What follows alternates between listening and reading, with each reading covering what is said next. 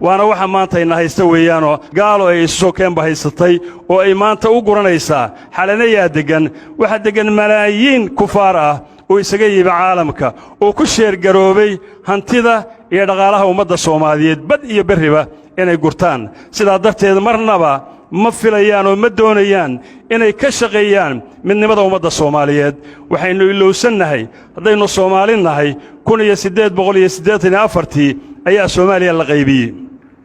5 gobol laga dhigay 1995 kiina go'aankii ugu dambeeyay soo baxay wuxuu ahaa war kooxdii yaray labadii gobol oo markaa isu tagay oo midoobay ba adduunka dhan silsilada oo qabsaday oo Itoobiya afka u dhigtay oo Kenya sigaye nimanka aan kala kaxayno dib dambe wax Soomaali la yiraahdaa yaanay isugu iman 1995 ba qorshahana la soo saaray Soomaali weyn wax la yiraahdo yay dib isugu soo noqon labadii gobol ee haray mid waa ka banaanka taagay oo waa go'ay kan kalena aan qaybino oo ilaa iyo 10 iyo wax ka badan oo gobol aan u qaybino qorshihii baa la wadaa inagiiba marka u heelan oo u sacabatumayna oo doonayna in layna sii googooyo halkii gobol oo jiray ee midoobay maxaan ku idhaahdaa in la sii kala jarjaro oo 100 gobol laynoo qaybiyo baynu doonaynaa waxa markaa isweydiin leh wariima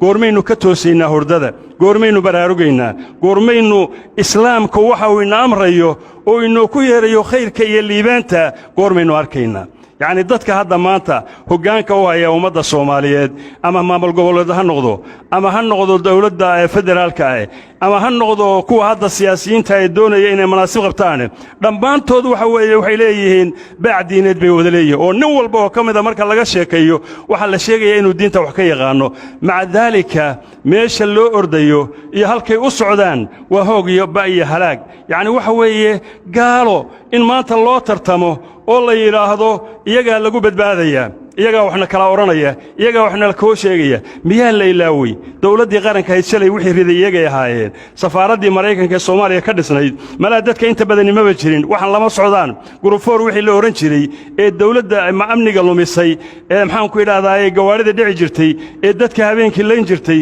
safaaradda Mareykanka laga tamwiilin jiray laga maalgelin jiray wixii la oran jiray ciyaal faacali sidaas oo kale ahaayeen dawladii Soomaaliyeed wixii riday jamhadihii dhammaan waxa weeye waxa wada gelinayay beesha caalamka maanta la hoos ordayo beesha caalamka goormaynu saaxiib noqonay dadkii ina burburiyay ina laayay waxa la yaab leh haddaad la saaxiibto mas oo aad haragiisa jilicsan ee macaan gacantaada u bogto miyaad ilowday inuu leeyahay qaniyo kulul oo loo dhinto miyaad ilowday waxa aad la saaxiibaysaan oo aad hor ordaysaan ee aad saxaabada u dhiganaysaan ee noo garnaqa leedihiin ee heshiisiye leedihiin waxaan leeyahay war waa maskaas mas baad madaxa ka salaaxaysaan maskaas idin ma dubkiisa macaan ha u boginina hadalkooda macaan ha u boginina waxa weeye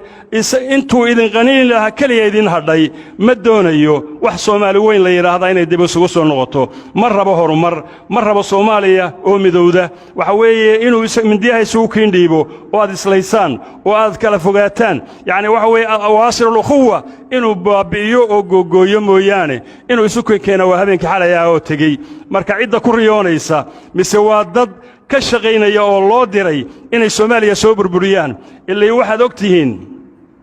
geedkeerow haddaan gobolkay kugu jirin ima goyseen dadka ay markaa 1995 ay lahaayeen Soomaaliya dib ugu soo noqon cid bay u samaysteen ka shaqeysa hawsha oo ay ku maalgeliyaan oo ay doonayaan inay uga shaqeeyaan waxa iyagu ay doonayaan haddaanay Soomaalidu ka shaqeyn waxa gaaladu doonayso Soomaaliya cid faragelin karta iyo cid wax yeeli karta iyo cid dawladnimadeedii horumarkeedii shortaay karta wallahi baana u jirin laakiin markii inaga layna ka helo koox kala jaban iyo kooxo kala jaban oo u kala shaqeynaya tijaahul mucaakis waxa way waa laga faa'iideysanaya kanu garle kana garle baa lagu oranaya mar hadii lagu yiraahdo kanu garle kana garle waxa weeye la isku kaadir la iskuna kaababi waxaan leenahay dadka Soomaaliyeed war Ilaahay ka baqa war Qur'aanku ha idin qabto war diinta u soo noqda war waxa Ilaahay idin ku yeerayo baa wuxuu ka wanaagsan yahay waxa gaalada idin ku yeerayso war idinku midooba war idinku heshiisiya war wallahi been khayr idin soo wada wadin inay idin kala dilaan mooyaane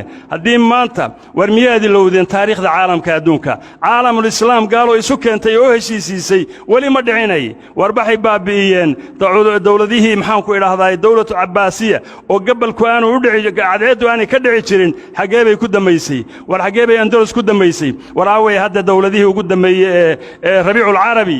xagee bay ku dambeeyeen ciraaq meeday aaway carabi war miyaynaan taa ku cibro qaadanayn war miyaynaan taariikhda arkin war miyaynaan dadnimo lahayn war miyaynaan diin lahayn war dadkaasi madda juhula aba ma gaala yay u shaqeeyaan ma islaam bay u shaqeeyaan mise gaalo war gaaladaa daba ordaysaan wallaahi bayan khayr idinku wadin halaag iyo god naareed inay idinku ridaan mooyaane war ilaahay ha loo soo noqdo war ilaahay ha loo soo noqdo war aan rabbi u toobadkeenno dhammaanteed waxaan leenahay ummadda soomaaliyeed ama ha noqoto dawladda federaalka ama ha noqoto maamul goboleedada war xaqiiqada hoos u eega war danta muslimiinta iyo shacabka eega war ka taliya waxa dantu inoo ku jirto oo ha ka talinina waxa halaaga iyo burburka inoo keenaya oo 91kii dib inoo ku celinaya war ilaahay loo toobad keeno ilaahay subxaanahu wa tacaala haddaynu u noqonno ilaahay wayna badbaadinayaa subxaanahu wa tacaala tawfiiqda iyo talada allah ina waafajo nebiga